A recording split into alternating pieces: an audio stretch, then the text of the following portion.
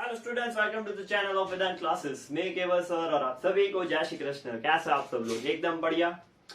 आज था नीट 2022 का एग्जामिनेशन। तो आई होप कि आप सभी का एग्जाम्स अच्छे रहे हैं।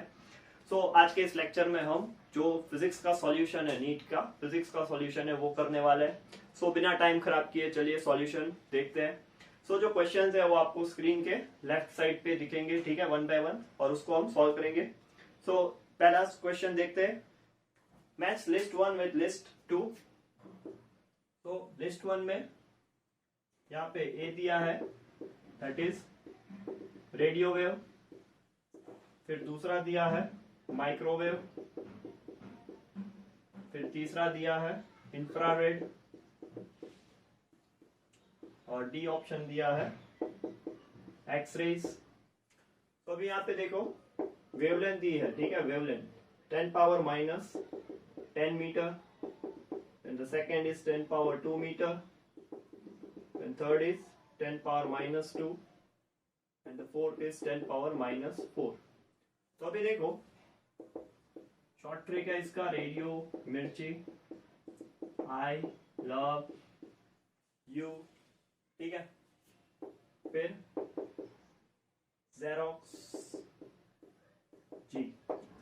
तो ये जो है वो डिक्रीजिंग वेवलेंथ के फॉर्म में, वेवलेंथ डिक्रीज होता है। C R stands for radio wave, M is for microwave, I is for infrared और X is for X ray. तो रेडियो वेव का वेवलेंथ है वो सबसे ज्यादा रहता है, ठीक है। तो सबसे ज्यादा यहाँ पे इसका है, देन रेडियो वेव होगा सेकेंड वन। माइक्रोवेव है उसके बाद आता है, तो उसके बाद है 10 पावर माइनस 2। फिर आता है infrared, that will be the third one, minus 4, और एक्सरे 1। तो ये जो होगा वो होगा 1 सॉरी 2 3 4 और 1। तो ऑप्शन इज बी। तो इसका बी ऑप्शन है वो करेक्ट आंसर होगा, ठीक है। चलिए क्वेश्चन 2 देखते हैं। A square loop of side 1 meter and resistance 1 ohm is placed in a magnetic field of 0.5 Tesla। तो यहाँ पे एक स्क्वायर दिया है, इसका साइड है 1 मीटर और इसका रेजिस्टेंस है 1 ohm. If plane of loop is perpendicular to the direction of magnetic field, तो मान लो कि मैग्नेटिक फील्ड ऐसे अंदर जा रहा है, यहाँ पे it's going inside like this magnetic field, ठीक है। So the direction of magnetic field, तो magnetic flux of the loop, तो फ्लक्स का फॉर्मूला क्या होता है, B dot A, so that is B A cos theta. तो यहाँ पे b कितना दिया है, दैट इज 0.5 टेस्ला। b का वैल्यू दिया है 0.5 टेस्ला। ये हो गया 0.5। Area of this loop that is 1 into 1 square है, सो 1 स्क्वायर। और देखो प्लेन ऑफ परपेंडिकुलर ऐसा है, ठीक है, तो उसका एरिया वेक्टर है वो भी अंदर की तरफ ही जाएगा, ठीक है। सो cos 0 डिग्री बनेगा। cos 0 कितना होता है 1, so 0.5 into 1 into 1, so answer is 0.5 vapour, ठीक है। तो option 4 is the right answer, इसमें ऑप्शन 2 होगा, ठीक है। चलिए अभी मिटा देते हैं इसको।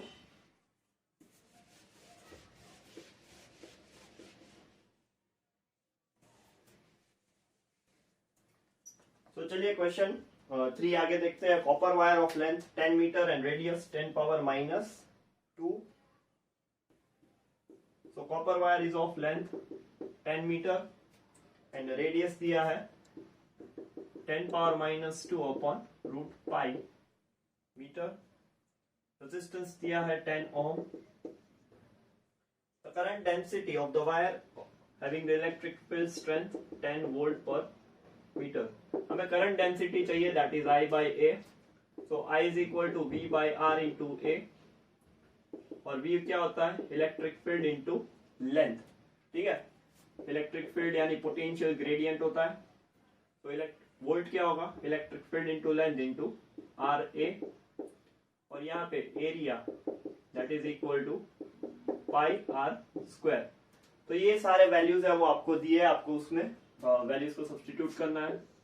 तो इलेक्ट्रिक फील्ड क्या होगा 10, एल का वैल्यू क्या होगा 10, रेजिस्टेंस कितना है 10, ये पाई, आर स्क्वायर, तो इसका स्क्वायर करो 10⁻⁻⁴ और रूट पाई का स्क्वायर पाई, सो पाई से पाई कैंसिल, 10 से 10 इसको ऊपर भेज दो तो ये होगा 10⁻⁵।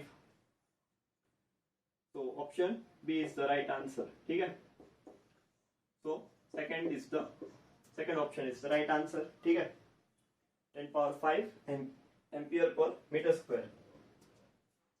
चलिए फोर्थ वन देखते हैं।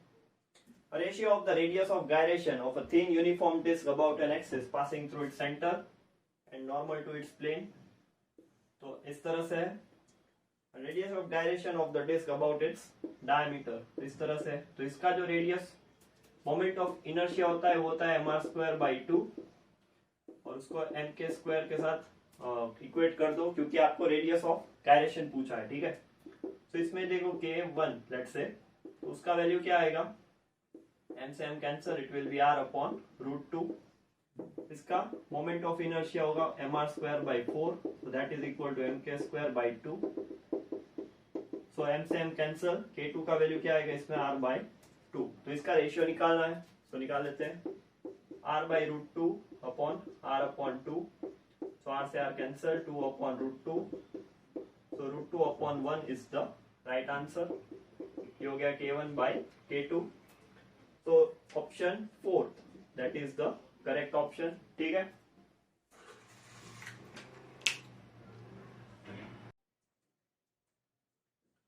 तो चलिए अभी क्वेश्चन 5 आगे देखते हैं। Angle between the electric line of force and the equipotential surface is. तो काफी बेसिक सवाल था ये। ठीक है, ये सवाल देख के मजा आ गया होगा।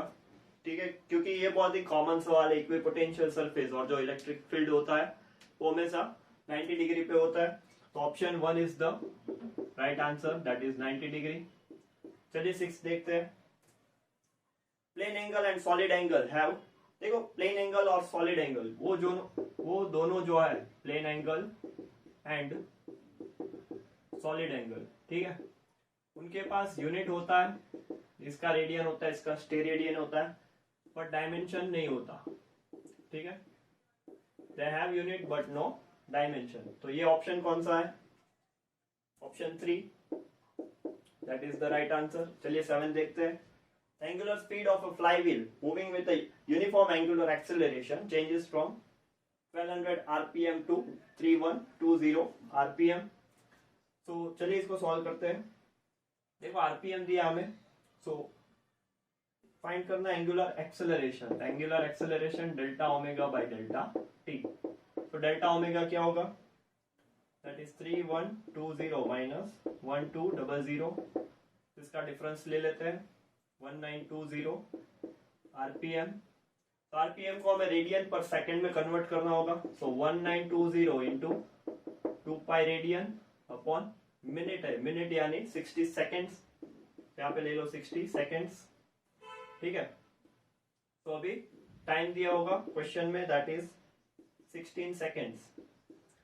तो ये दोनों वैल्यू यहाँ पे सब्स्टिट्यूट कर दो। सो 1920 इंटू 2 पाई अपॉन 16 इंटू 60।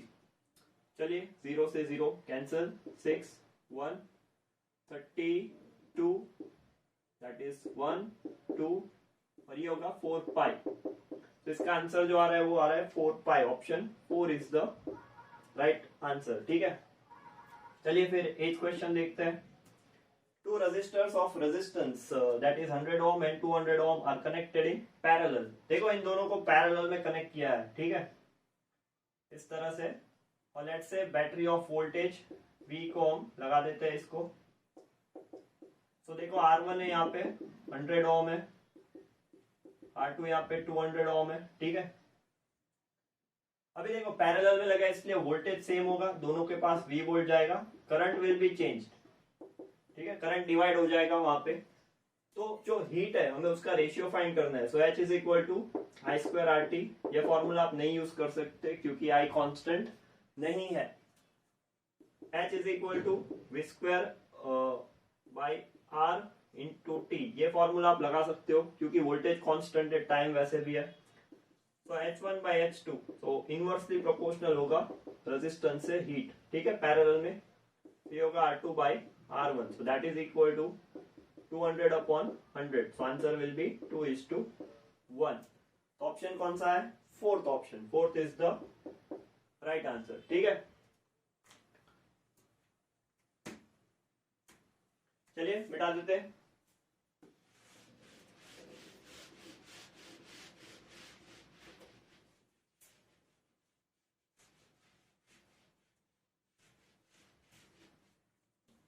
फिर next 9th question, two objects of mass 10 kg and 20 kg respectively are connected to ends of a rigid rod of length 10 meter. तो यहाँ पे देखो इसका लेंथ है वो 10 मीटर है, यहाँ पे 10 kg मास है, लेट्स से m1, यहाँ पे 20 kg मास है, लेट्स से m2। इसका x का वैल्यू x1 मान लो 0 है, तो इसका x2 क्या होगा? 10। The distance of centre of mass of the system, तो वो कुछ यहाँ पे मिलेगा। ठीक है, तो x that is m1 x1 plus m2 x2 upon m1 plus m2। तो m1 कितना होगा? 10, x1 0, ये 20, ये 10 अपॉन 10 प्लस 20, तो ये होगा 200 अपॉन 30। तो answer will be 20/3, that is from 10 kg। ठीक है, इसलिए यहाँ पे हमने x इक्वल टू 0 रखा है। Option 4 is the right answer. फिर यहाँ पे 10th क्वेश्चन देखते हैं। An ideal gas undergoes 4 different processes from the same initial state as shown in the figure. So those processes are adiabatic, isothermal, isobaric and isochoric. So the curve which represent the adiabatic process. तो यहाँ पे देखो 4 curve ऐसे दिए P versus V graph में, एक ऐसा है, एक ऐसा है। तो ये 1, 2, 3 और 4। तो यहाँ पे आपने अगर पढ़ा है, ठीक है, तो आपको पता होगा कि आइसोथर्म जो कर्व रहता है, ठीक है, उसका लेस स्लोप होता है, और जो ऐसा एडियाबैटिक रहता है उसका मोर स्लोप रहता है। ठीक है, तो यहाँ पे एडियाबैटिक पूछा है, इसलिए 2 is the correct option, that is 4th one, option 4। ठीक है।